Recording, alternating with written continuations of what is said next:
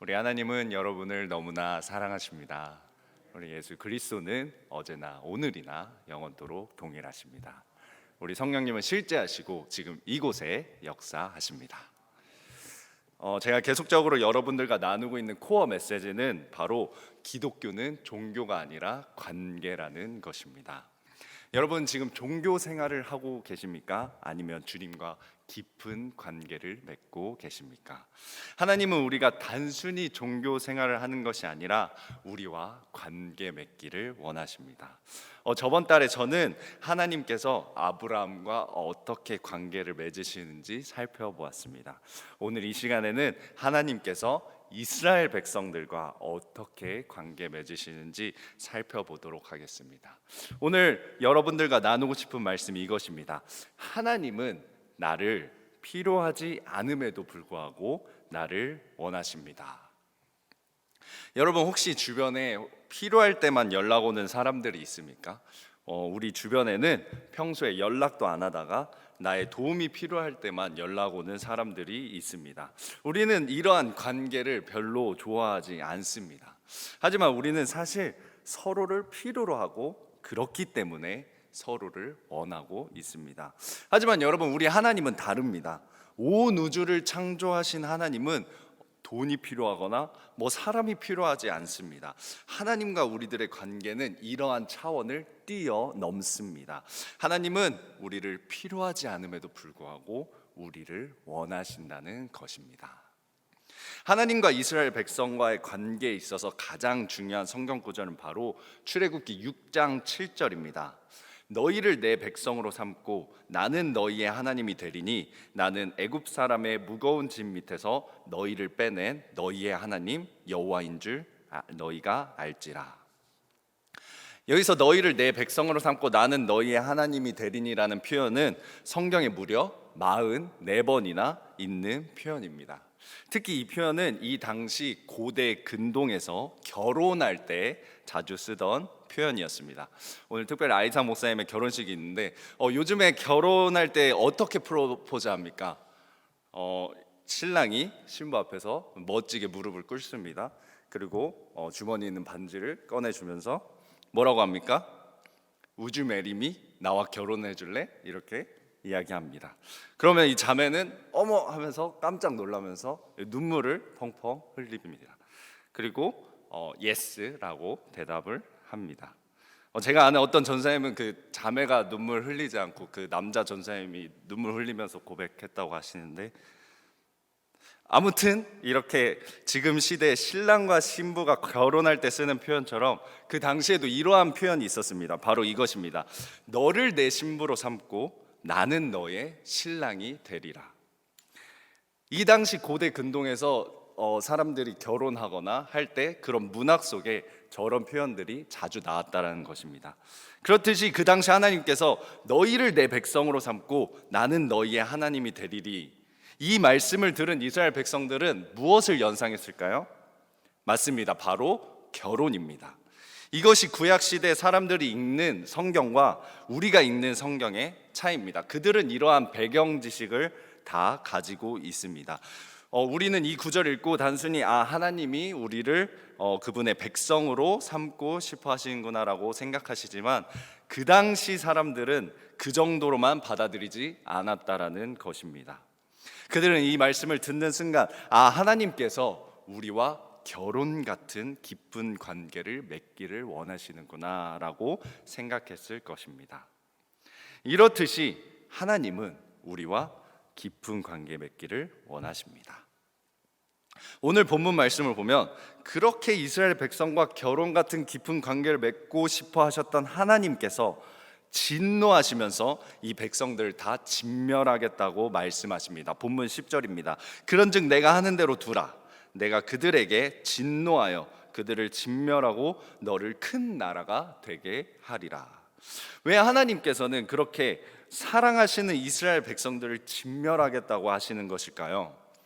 바로 금송아지 사건, 즉 하나님을 배신하고 죄를 지었기 때문인 것입니다. 우리 하나님께서 프로포즈 하신 지 얼마 되지도 않았는데 이스라엘 백성들이 금송아지를 숭배했다라는 것입니다. 여러분 무섭지 않으십니까? 죄를 짓고 있는 우리들에게 하나님께서 진멸하겠다, 죽여버리겠다라고 말씀하신다라는 것입니다. 근데 여러분 오늘 본문 중에 하나님께서 진멸하겠다, 죽여버리겠다라고 하는 것보다 더 무서워해야 하는 충격적인 부분이 있습니다. 그것이 무엇이냐면 아까 출애굽기 6장 7절에 하나님께서 뭐라고 말씀했습니까? 너희를 내 백성으로 삼고 나는 너희의 하나님이 되리니 나는 애국 사람의 무거운 짐 밑에서 너희를 빼낸 너희의 하나님 여호와인 줄 너희가 알지라 라고 하셨는데, 지금 하나님께서 32장 7절에 이렇게 이야기하고 계십니다. 여호와께서 모세에게 이르시되 너는 내려가라, 내가 애굽 땅에서 인도하여 낸 내 백성이 부패하였도다. 여러분 지금 무슨 일이 일어나고 있는지 보이십니까?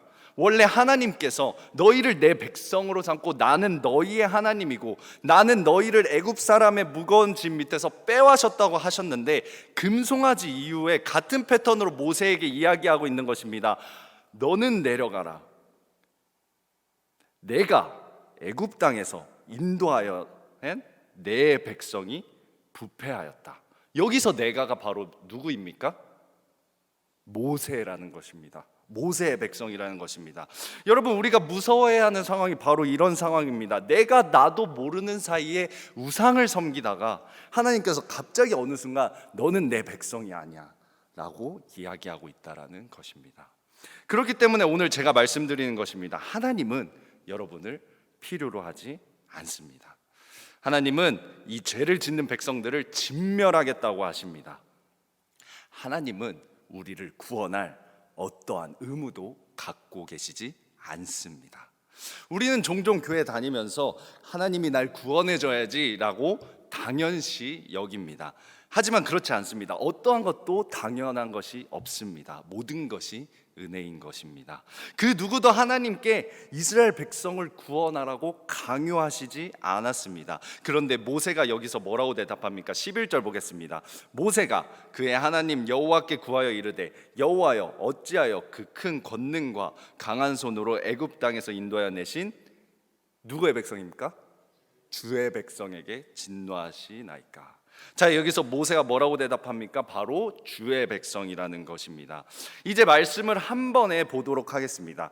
처음에 하나님께서 너희를 내 백성으로 삼고 나는 너희의 하나님이 되리니 나는 애굽 사람의 무거운 짐 밑에서 너희를 빼낸 너희의 하나님이라고 말씀하셨습니다. 하지만 죄를 짓고 금송아지 사건 이후에 모세야 내가 애굽 땅에서 인도해낸 내 백성이라고 하시는 것입니다. 그러니까 모세가 뭐라고 합니까? 주의 백성에게 진노하시나이까. 무슨 뜻입니까? 하나님, 이 백성들은 내 백성이 아닙니다. 주님의 백성입니다. 이 장면에서 모세의 중재자 역할은 신학자들이 예수님을 예표한다고 이야기하고 있습니다.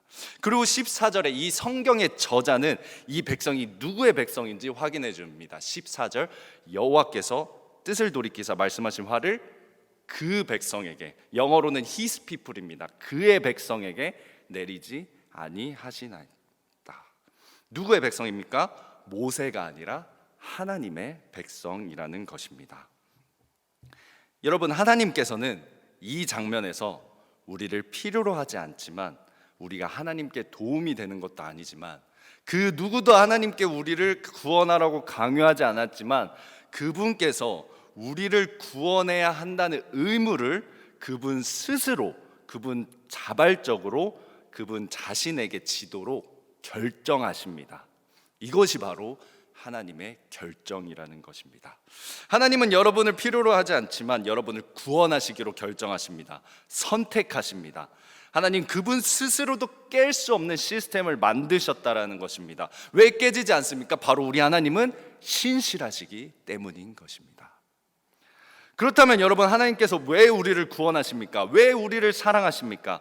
그분 스스로, 그분 자발적으로 우리를 구원하시기로 결정하시고 선택하셨기 때문입니다. 우리는 흔히 착각합니다. 과연 내가 하나님의 사랑을 받을 자격이 있을까?